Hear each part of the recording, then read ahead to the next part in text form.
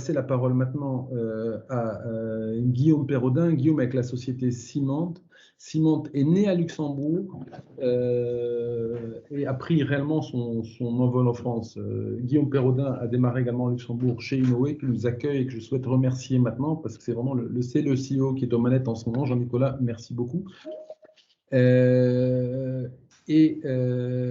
Ciment est une application qui est dédiée au syndic immobilier, qui a une dizaine de fonctionnalités, au moins à l'époque avait une dizaine de fonctionnalités, mais celle qui a vraiment explosé due au Covid en France, c'est de pouvoir décentraliser les assemblées générales de copropriétaires et de mettre tout ça sur la blockchain. Guillaume va nous présenter tout cela maintenant. À toi, Guillaume. Eh ben, bonjour à tous, plaisir en tout cas de représenter sur Luxembourg, ça fait un petit bout de temps et très content aussi de passer après la première présentation parce que je ne vais pas rentrer dans la partie technique mais plutôt effectivement sur un cas d'usage. Alors moi j'ai pas une approche technique donc plutôt gestion. Pourquoi effectivement on a utilisé la blockchain sur les AG de copro? Ce qu'il faut comprendre avant tout, c'est le positionnement qu'a pris Siemens. C'est-à-dire que le but de Siemens, c'était vraiment de centraliser tout un écosystème. C'est-à-dire que ce qui fait la force, la joie du métier de syndic, c'est de tout travailler sur l'ensemble des métiers, donc la compta, la technique, la sociologie, voilà, la comptabilité, le juridique. Mais ce qui fait aussi sa faiblesse finalement, c'est que cet écosystème, il est compliqué à centraliser et il est compliqué en tout cas à mener et à comprendre, que ce soit pour les différentes parties prenantes. Donc Siemens est là pour centraliser tout l'écosystème. Donc effectivement, Laurent avait raison, on a intégré pas mal d'outils en tout cas dedans. Mais ce que je vais vous présenter effectivement, c'est pourquoi on utilisait aussi la blockchain sur la partie Assemblée Générale.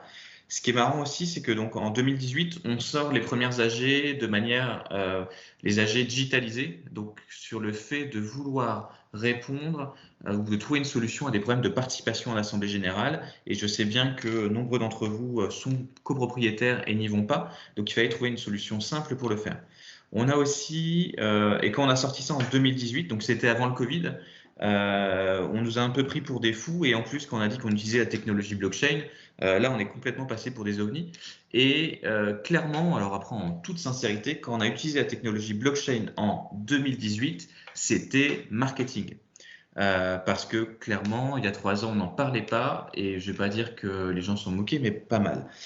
Pourquoi l'AG en tout cas est propice à l'utilisation d'une technologie blockchain?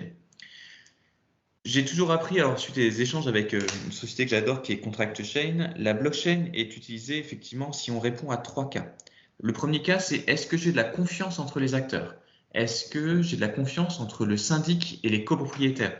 Luxembourg est un cas vraiment particulier en termes de relations syndic et copropriétaires parce que ça se passe relativement bien. En France, ce n'était pas forcément le cas. Donc oui, clairement, dans mon cas, j'ai un problème de confiance entre les acteurs. J'ai un problème aussi de participation, donc j'ai un faible taux d'engagement. Donc là, clairement, effectivement, on a des problèmes de majorité, ça a du mal à passer. Et en France, on a même fait des réformes pour dégrader le taux de participation pour être sûr que les travaux au moins passent. Moi, troisième question à se poser pour l'utilisation de la blockchain, c'était est-ce que j'ai des enjeux financiers sur la copropriété et notamment lors des assemblées générales? Et oui, effectivement, il y a des enjeux financiers à l'assemblée générale parce qu'on va voter des travaux, on va voter différents contrats et c'est pour ça effectivement que la blockchain s'utilise dans notre cas. Et ce qui s'est avéré en tout cas quand on l'a lancé en tout cas en 2018, ce premier cas d'usage, c'était que souvent le PV d'assemblée générale qui avait été voté le jour de l'AG ne reflétait pas ce qui était ensuite validé dans le process d'exécution du contrat. Et donc, c'est là où la blockchain, en fait, intervient. C'est-à-dire que nous, en 2018, on fait 2 cas de figure.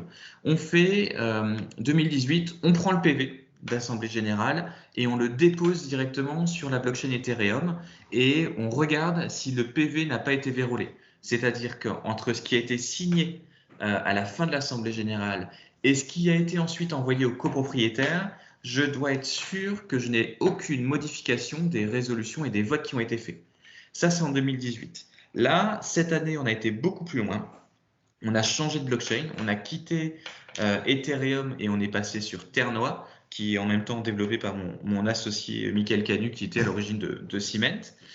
Et on a été plus loin. C'est-à-dire qu'effectivement, on nous a remonté aussi des faits qu'il y avait des problèmes entre la convocation, la tenue de l'Assemblée générale et ensuite l'exécution du PV d'Assemblée générale et des travaux.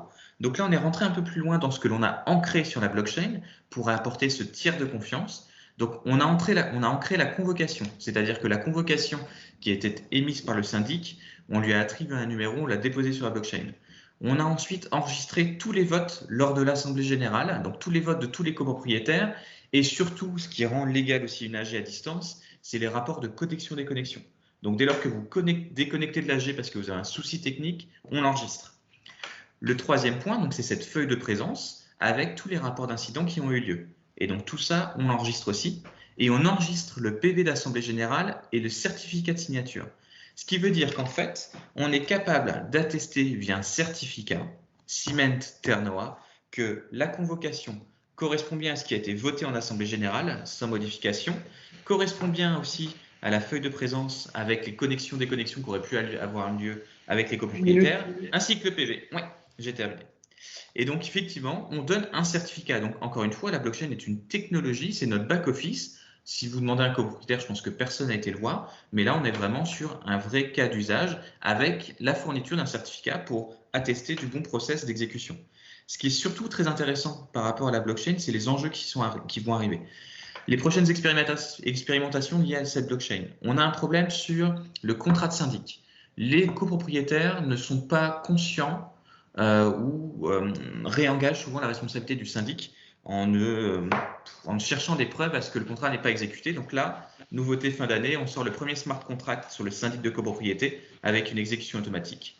Et le deuxième point, donc on travaille toujours avec Ternoa, c'est la mise en place de certificats NFT sur chacun des 200 000 appartements qui sont sur Ciment.